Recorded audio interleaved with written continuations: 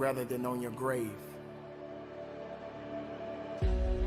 What makes life so unique and so beautiful? It is beautiful because whatever you have that you may be facing, what you may be dealing with, life is still good. Life has so many moving parts, but life is always good. Every day is a new day and another opportunity that others may not have.